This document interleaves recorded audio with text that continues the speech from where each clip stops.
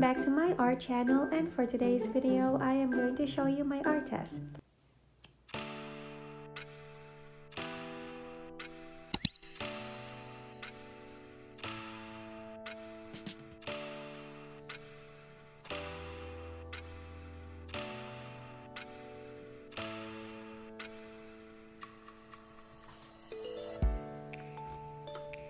These are my acrylic paints. Maliit lang para kasya sa container. Ang cute ng may mga designs, diba? These are my brushes for acrylic painting. Ayan, hindi ko pa nalinisan. And these are my markers. Hindi ako magaling sa calligraphy, kaya tulungan niyo ako. I bought these cute washi tapes from Daiso. And these are my watercolor pens. Hindi ko pa ito nagamit, kaya hindi ko alam kung okay. And sticky notes. So, I need this, lalo na pag may mga commissions. Then, my scissors. These are my watercolor tubes. I use Holbein. I don't know how to say this properly, pero Holbein na lang. So, I really love this. Ang ganda niya. Siguro soon gagawa ako ng review. Ayan.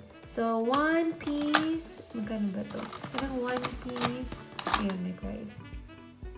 418. Sabihin natin divided by 2, yun yung price niya sa Philippines. So, 209 pesos. Ayan. And may mga maliliit na yung acrylic paints.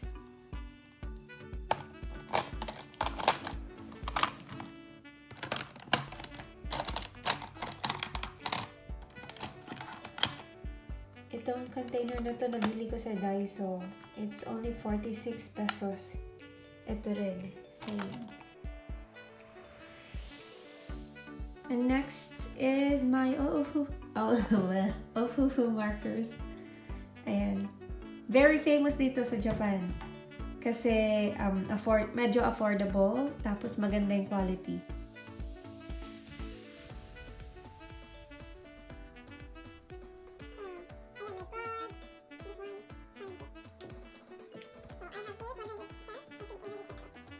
And then, my watercolor brush. Again, ito super love ko. Super love ko itong watercolor brush from Zig. I think Kuretake Zig brush, yeah. It's also made in Japan. Tapos, ang ganda ng brush niya. And I got the set of 36 colors. Maganda yung brush niya, promise.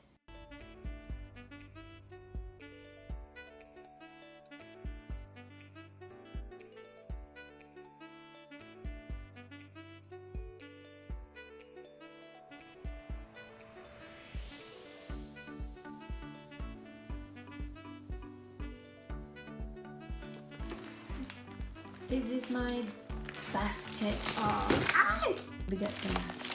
So, let's see what's inside. Posca inks. Eraser. So, I use Prisma color eraser kasi sobrang ganda. Sobrang pag isang ganun mo lang. Bubura na yung pagkakamali. And then this one, I think this is Holbein also. Holbein palettes. Then these strings, I use it for my commissions. Ayan, kung nagpapack ako ng commissions. This one too. Rulers. Oh, this. I think these are for my anong tawag dito? Pegs. What? Anong tawag dito?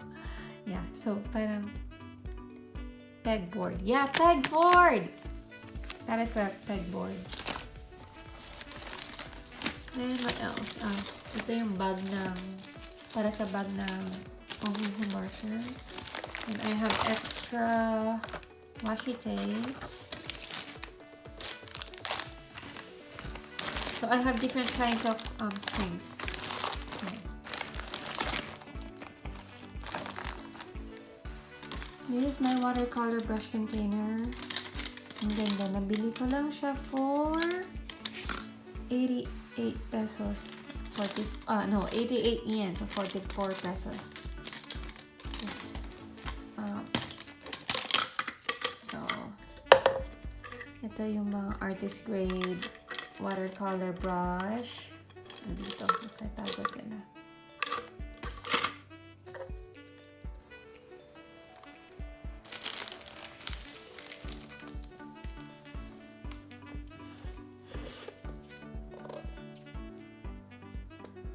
I love painting animals. Kaya, ginagamit ko to for reference. And let's see what's inside of this container. Oh, andito yung mga pinag-practicean kong paper. Yeah, mga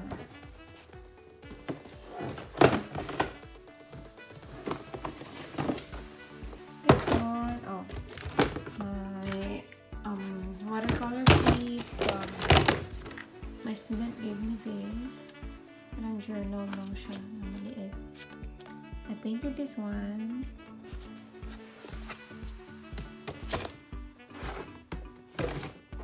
So, madaling hilain.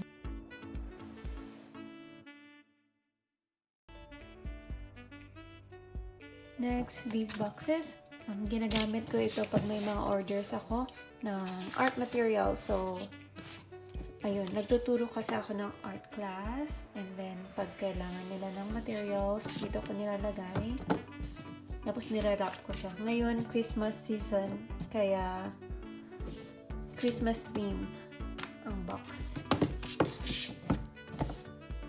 Ito yung sample, pero kulang. Wala pa siyang design. So, nilalagyan ko ng something.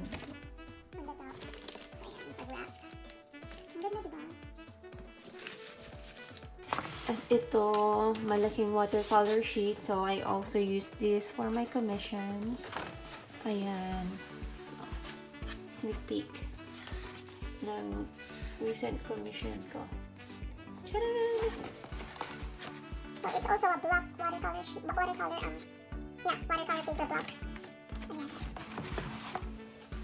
Then, I also have another one. Another watercolor sheet block or watercolor paper block. So, ibang size na naman to. I have different sizes para pag may ni-request yung customer.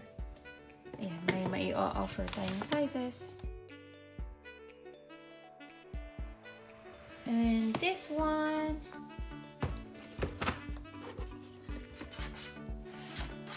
There you go. Ayan. Ito, nag-aaral pa rin ako kung paano gamitin. Kasi feeling ko nagsasayang ako pag ginagamit. Ginagamit ko siya. So, pag-aaralan ko muna kung paano gamitin.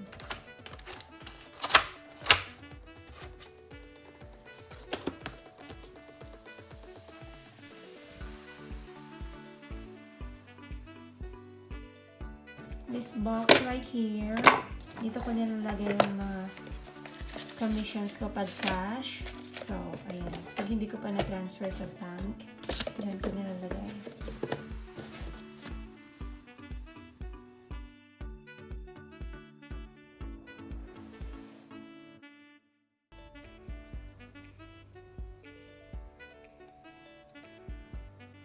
And that's it. That's my art desk.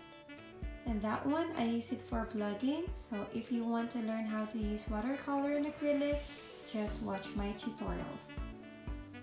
Yay! Sana nag-enjoy kayo. And if you have a video or content suggestion, just comment down below.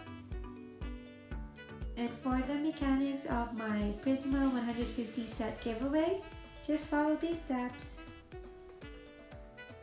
Good luck!